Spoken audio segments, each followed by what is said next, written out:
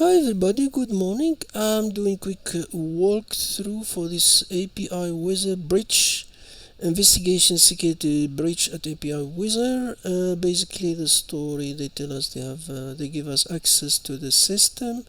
They tell us there's an application, there's Nginx log.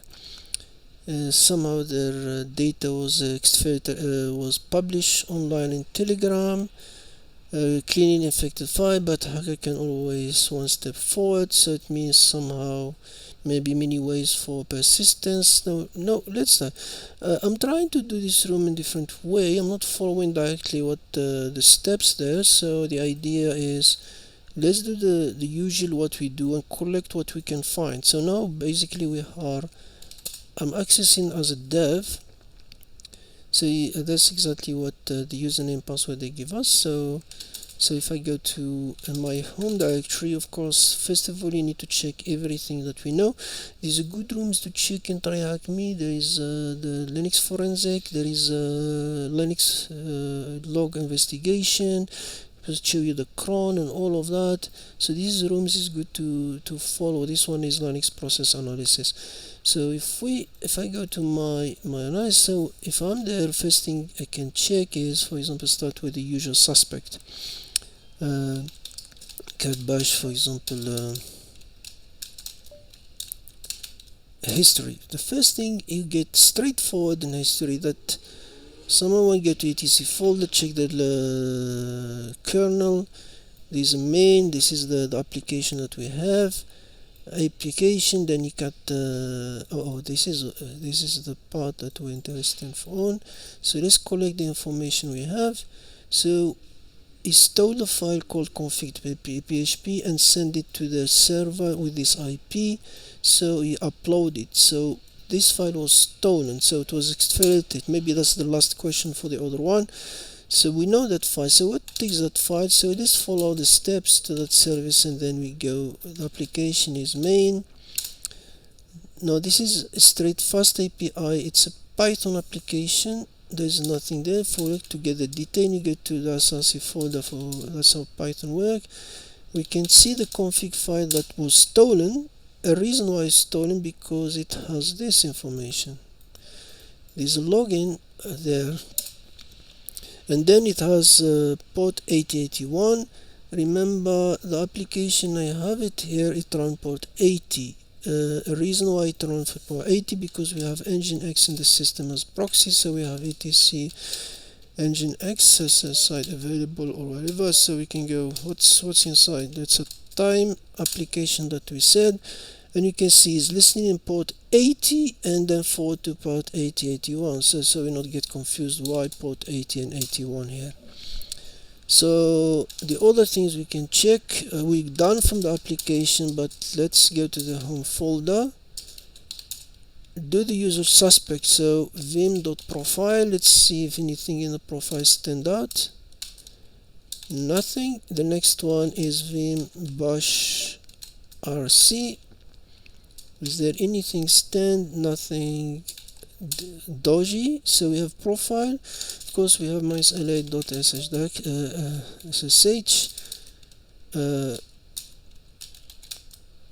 We have the authorized key. So somehow maybe the hacker did. We can check also vim info. This is what we have in the vim history or vim info. Forgot what. That's us. We doing now. So the hacker didn't use vim. This is us. So there's no information there. What else we can get? No. Remember when we check the history now, after he cut, he do su. So you assume in su. Now you ask what password would be what we found now. It's the same what we got from the access machine. So it's the same as that one. So we follow the same what the hacker did.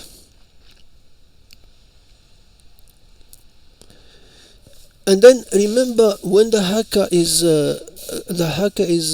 using the API to access, so we can follow the hacker in cdvar log, because it's an Nginx. We can go to Nginx and we go vim access. If you go to access, what VM access log, why is empty? This one is empty, so we can go to the next one. Next one we can see things are happening here. Same IP, so we can see this is an IP here. We can save it there as information, and it keep running. It's like he's trying to get things. You know, this like go buster checking the directories. Whatever is fine, let's go to the end, and at the end is interesting. So you can see he got the API time, and then that's the first one. He used test, so we can follow the same what this guy was doing. So he did test. Oh no, the IP is not correct. What's the IP? I just restarted the machine. 112.67.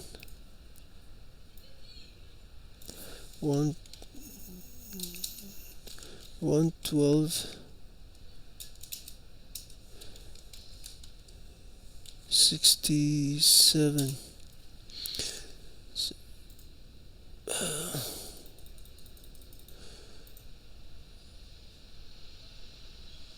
So the attacker started first with a test things to get a reply test, and then if you follow his logic, then test, and then you start using certain things. Let's see what we have here. Who am I? So he's sending who am I, and he got dev. Then the next one, what exactly he sent?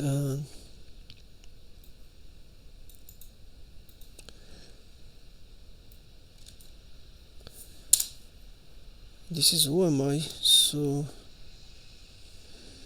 the next one is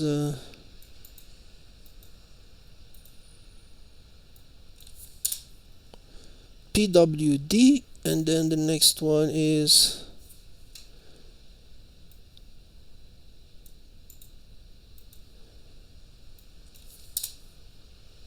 ID, and he got ID as dev. So the machine was running as dev. The next one is this one, I think. And then which SSH, so you got SSH. And then next one is this big one, no, this one. After he got information about SSH, so he got make directory home dev SSH. So he create the directory for SSH. Nice. Yes. And then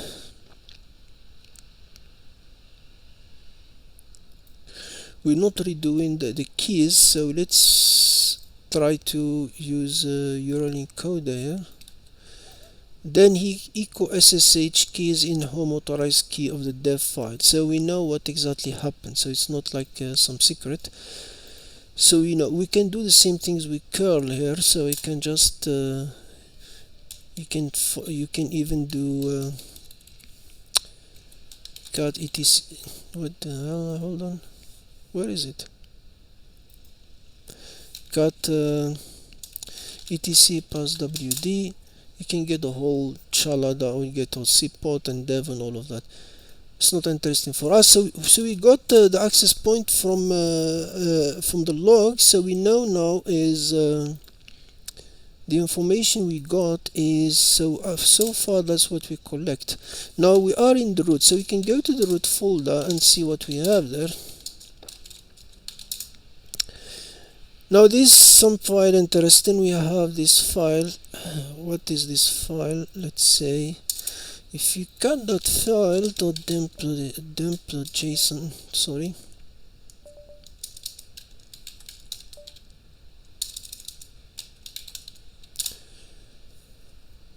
If we cut this file, we found these funny things. So we can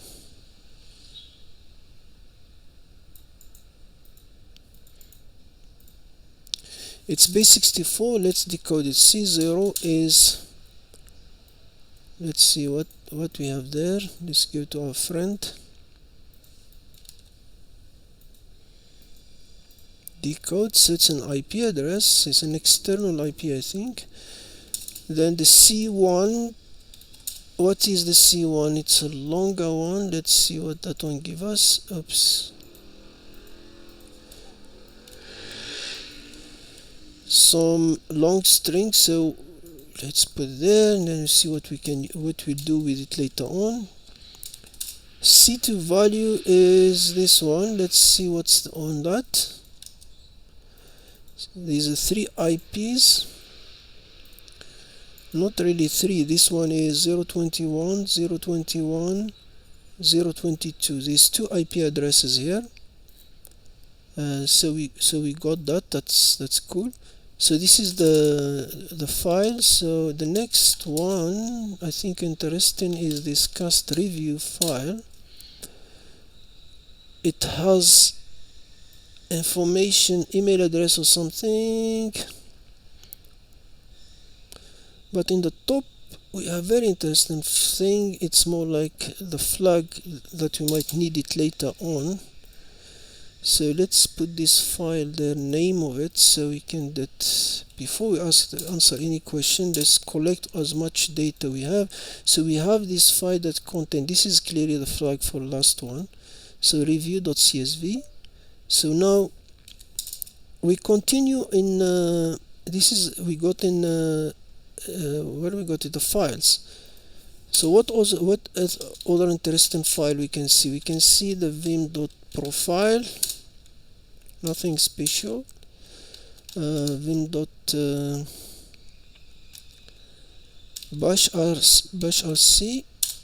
anything special? Oh, there is a special. There is not supposed to be here. Oh, if it's there, is it? So .bashrc file has this line. It's an IP table firewall that say accept from this IP. Where we saw this IP? Not yet. This is first time we saw it. No, we saw it here. It's clearly the hacker server.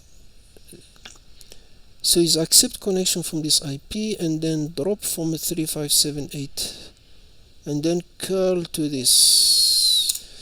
I'm not sure why it's curling there, but testing connection maybe. So we got that, and then of course our famous history file. So what we can get in root history, let's see what information we can get. He's downloading something. First of all, he's inside the temporary directory and he download this. So let's go there, and then so this is the binary that is running, and then so basically this is router 2. So is there? It's still there, or just he removed it? It's not there. Where is it? Then he run this router 2, then he go to root, then cat authorized key, SSH, and then did this. This is all, and he checked the status for both Nginx and then this all information important, and then curl localhost and then status for the API service and exist and nothing, or no, this is ours, this is us when we're trying to do now. So if we look, for example, here he's doing he's downloading this file, and then he's still in the file with the name .dem.json. He's uploading it.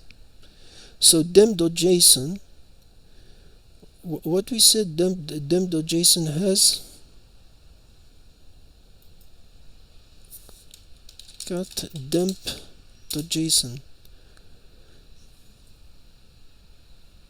He's taking this one file, curl file upload dem.json, so he's sending it to the server and downloading root 2, and then nc scan failed.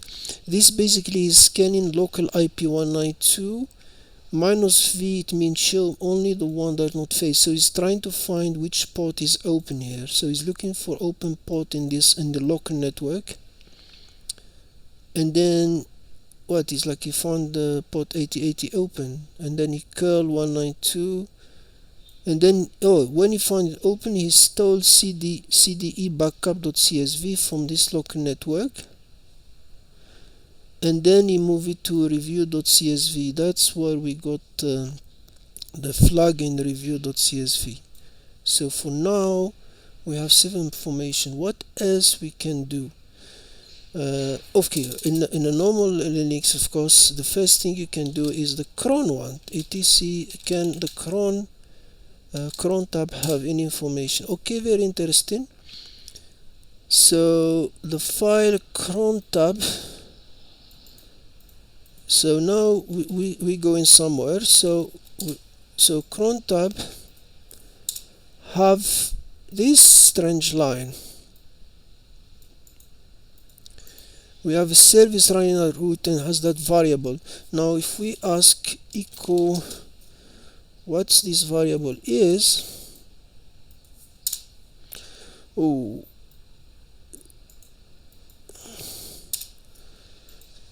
so this variable is a bash shell to the hacker IP address. Now interesting file, we looked for a bash SRC file and then and the profile, and we didn't see this variable. The reason, because if it's system wide, that variable it should be, and then environmental, that's where and you can see now if you go to the main environment, this is, you can read about it, etc is the main file for the whole users, so it's not just for specific user. So that's one if you want to get so we know that variable it's there, so we know where the original variable name is. So we got the name this original file from the file called this one, so we know now where we got information from. Now after we got the cron, so what else we can look for Linux system. If we follow these rooms for Linux file system analysis, and then no, not this one, what's this one, Linux log, analytic log, the service one. Where is the service one? Yeah, you check the system services, the services in Linux. Can we is there any services running that interesting for us? Now remember, one of the command in history, remember we check the history, is already interesting, this guy, the hacker, for the status of services. So if I go to ls myself etc system D, I think is system. Now where is the services one? Remember, it wasn't the IP. This API service, we know what it is, because if I cut etc system D system API, that we know it's our API, the main one that Python this application running. So that's not a dodgy of things. All of them look fine. Only one stand is this service, socket service. We can check socket service what is doing. Dot service. Now interesting. So we got something. So there is a file called that one, another service. Let's collect our data. This file has very strange, and you can see it's restart always, so it's boost time. So, and then as the command, and then of course this must formula is, where is it? So it's 3578, so we don't get lost and confused. So NC is listening this port. So this is another information, bind address 3578. So we know now how things, what else we looking for. Other time of persistence, of course, for the other question we can say looking for file. Let's answer some question before we go deeper. We're confused. We know our programming language. We try. It's a Python language. We saw it already. The IP address we talk about it is this one. Remember we said we found it is the IP address for the user. It is tracking. Then which vulnerability was found and exploited in? Remember this. We launching commands. So we sending command. So when we send a command, the vulnerability is clear. It's an OS command injection. OS command injection. And then we have which file contain the credential used to prevent security. Remember we talk about this one. The file that find this, we found it is what was the name? It's in a dev home dev API src config. That's the file that we got it. So we got the file name. And then what file did the attacker drop and execute to persist on the server? This also we got it from the history. This one, the dev with the root history. Root history we can see he got root 2 and then in a temporary file. So in a temp and then which service was used to host the root to the service is, of course, we got it from there. So that's where we got it from. The hacker got it from. And then we go to the next stage, further persistence. We got here a new way. It was easy to exploit. While we are calling the developer, please check if there is any backdoors. Now we're talking backdoor. We already find two. Which two system file? We already got this. The cron tab. We find the cron tab and find that this file. So these two files here, the etc.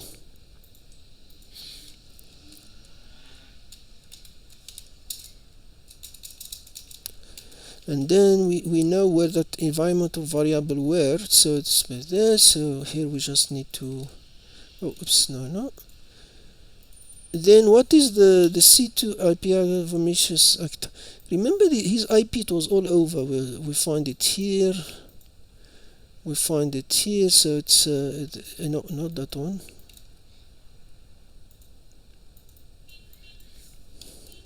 Then what port is the backdoor binary bash shell listening at? Remember we did this calculator. Now it's 378, and you can also choose with the minus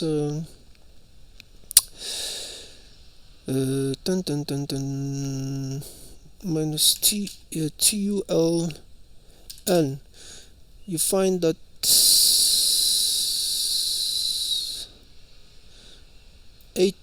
this is the 3573578. So that one is straightforward. What does the bind share persist across reboot? Remember we find it in the services and it's in the system D. System D services would be this one. It will be system D service. So we find it and then system D services. So that one will be there. And then what is absolute path of the malicious service? We already find the answer for this. We got it in the etc service socket. So it's good to follow. Really.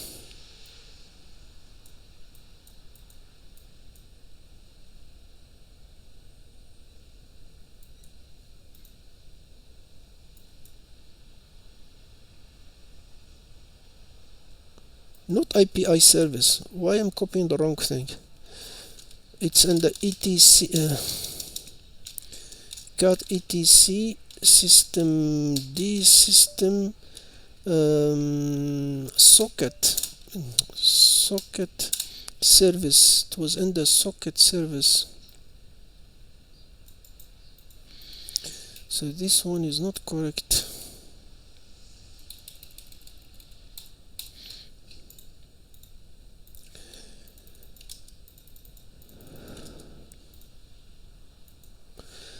The next one is which port is blocked in the victim firewall. Remember we found something about firewall already. We found it here. 3578 is and we can also check it in the IP table. Remember, FW is there, but it's not active, so it means it's using IP tables, and then IP tables you can go minus a minus v minus n, and then you can see it's the same thing. It's a drop, TCP. Where is the drop things? Drop, yeah. Is accepting his own IP drop. I'm not sure why dropping that port. I thought I forgot to think about it. And then how do firewall rules persistent cross reboot? Remember, we find them and we answer this question. I see when we did first over, we found it in the bash rc file. So we found it there. So we found it in the root.bash rc file. How is the backdoor local Linux user named? How is the backdoor a local user? Here's the assumption, because if I go to etc /w, I can find now there's a new user called support was created after the dev. So the assumption, you can assume correctly that support is the backdoor was created. I couldn't find it in the log, but that's the best assumption you can say. Of course, you can say id support. It's in the group as you do. We forgot to do the users. So what is strange word in one of the SSH keys? Of course, the SSH keys we know we got it in the home dev.ssh. This one doesn't have any strange. If you go to cut home support.ssh, support doesn't have SSH. Root doesn't. In the root SSH keys you find something at the end. I'm not sure, it's like a tag or something. It was added to trace it, or I'm not sure why it was added. Can you spot and name more malicious persistence? This is another tricky part. I'm not 100% understanding it, because you can say one, if you run different option of Linux in enumeration, you can say find minus permission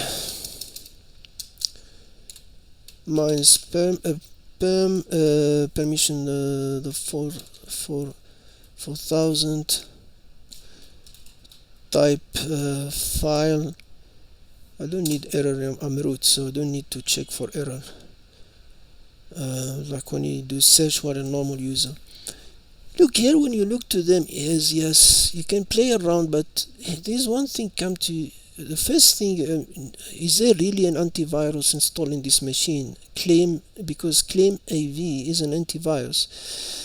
Now here's the tricky part. If you go to tpkg and I say verify claim AV, or at least the way I understand it, he said claim AV is not installed.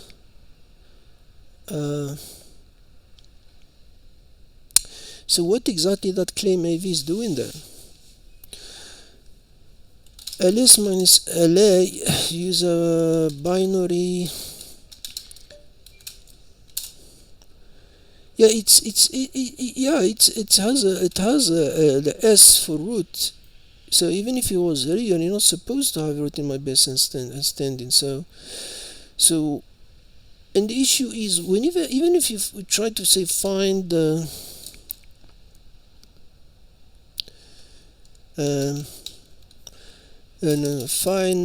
find the type file name. I forgot the command now. My head is flipping around. Name claim AV. Type file. I think minus name.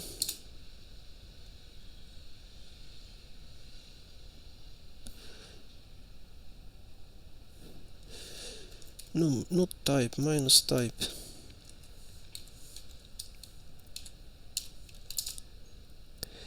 Is only is in one place, and the history, wherever you look for the history, I don't see that claim AV anywhere. So even for the history here, this is on us, but if you look for the beginning of there's no CS mode, there's no talk about that claim AV. I don't know where it was, how it was added there. Here's the strange part of it.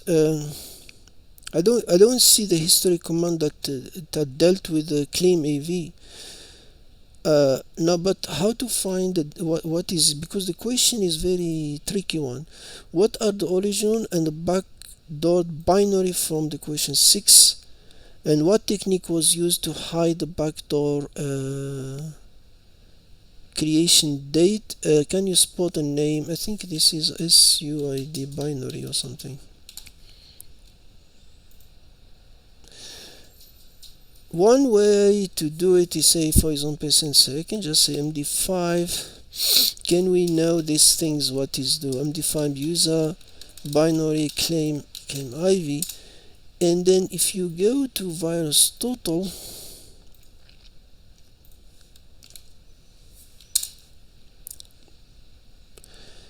the already people did it. It's bash. They're talking about bash and dpkg. So something look normal. It's not a malware or something. So behavior. What did do this one?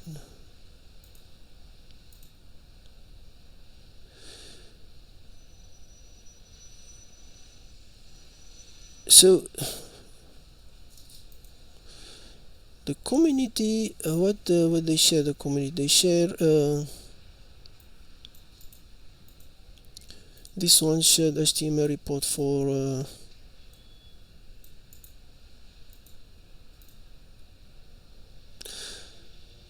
they all talk about bash. This one also, there's nothing wrong with this file, so this is not a malware or something. So exactly it's bash. Here's the kicker. If you do MD5 sum user binary and the original bash we're using now, they are the same. So this is bash,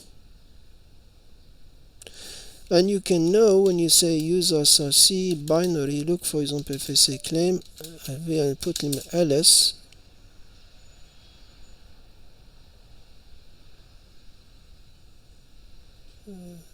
What?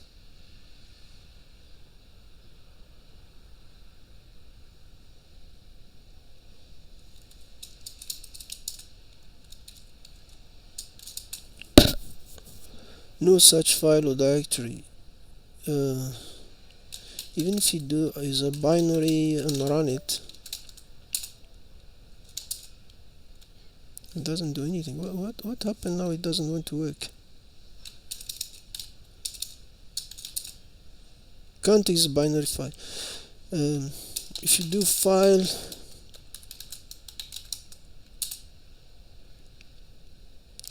strings, if I do string user binary, no, I think I have something about it. User, I was able to run it. Why is not running now? Binary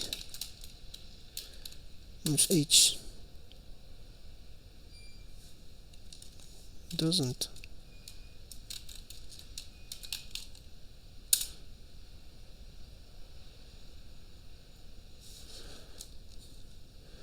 So if we run it with minus help, users file option file, which should give us the idea that it's exactly the bash. That's why I said the best thing when you do the MD5 of them,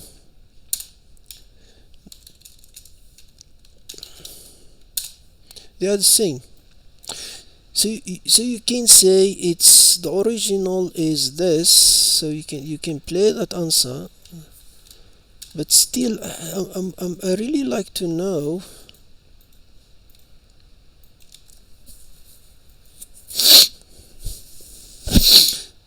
we'll go back to it now. We can use that stat function, stat user. This is another part I'm still looking on it. Is the time here? If you look for the birth, it said 23 July, which is the time of the hacker. Remember from the log from there. Then modification was 2022. This is us. This is us. Irony, this is the same if for all binaries. So if I go to ls, I see also modify there. If I even check most of the binaries, cat for example, I'm not sure, to be honest, I'm not sure the best my knowledge to explain this. There's no reason why modification is 2022 here. I'm not sure if the hacker changed all the time of the binaries or something, because why it's 2022. This is what we access now, but the change and the birth, it show July, and then it go there. So that's that, and then you have 30 is the one for this CamIV. So to tell you, the bash one, by the way, before we forgot, the bash file is 2028, so it's almost like around in the range of ls, but I'm not sure if this explain what technique was used to hide the backdoor creation date. So which is, you can get it is time stomping. So my things I need to look for it is how the hacker copy this, because I can't find the in the history of the root,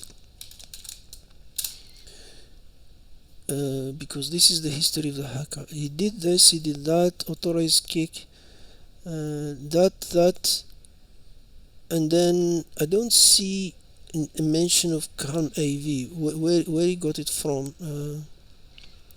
So yeah, I'm not sure. I think Vogue. This is the tail.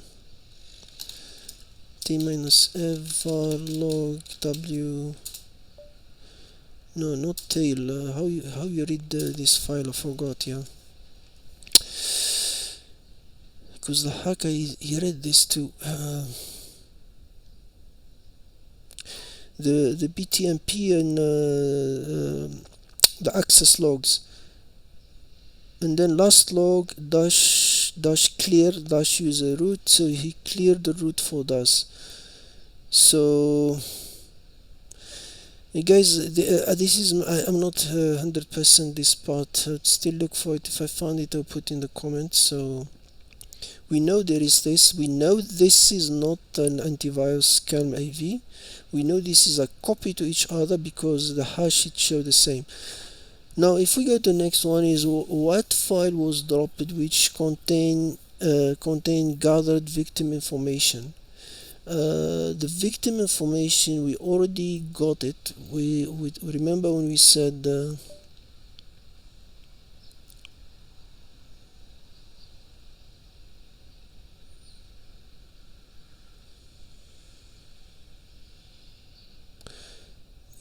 I think this is the one, the file that has the victim no, the victim information is this. I think so. Yeah, that's the one we decode. I think is this one. Yeah.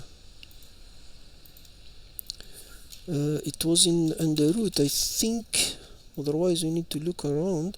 According to dropped dump, what is the server kernel version? Okay, we already decode all of this. It should be 5.5 generic. I think that's one.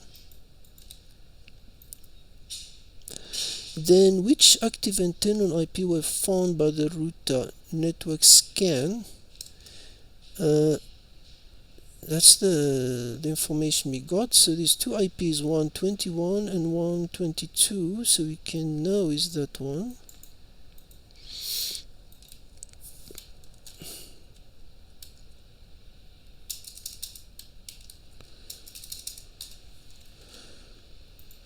And we know that one of them is the one that he stole from, because because 122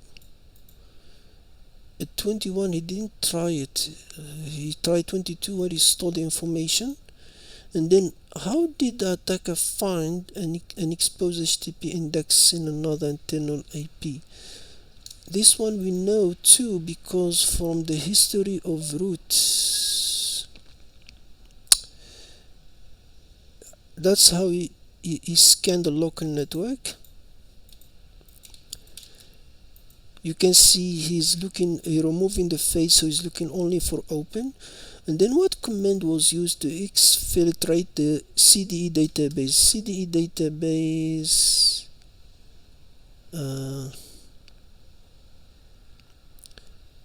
so to exfiltrate, that's how he stole it from.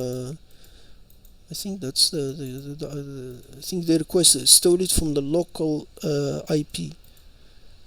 And then what's the most we got it already. We remember what we said was in the top of the file. Remember ls-la root cat root dot review. You know, all this data that it has, that this is the file there. Yeah, I think we done with the room and we finished. So I hope you guys like it. So it's only things that for me it's not clear yet is this part. I don't see a command where the hacker copy this to this and then add. I don't see that in history of root. I don't see it. No, he can't do it in cport. ls-la home cport it doesn't have history even here. In the dev we couldn't find the history in the dev, so cat dev dot bash bash history. No, it wasn't done here.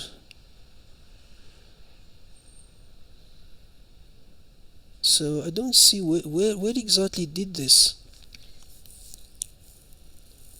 In any case, guys, see, that's the best my explanation, and hope you like it, and thank you very much and have a good day.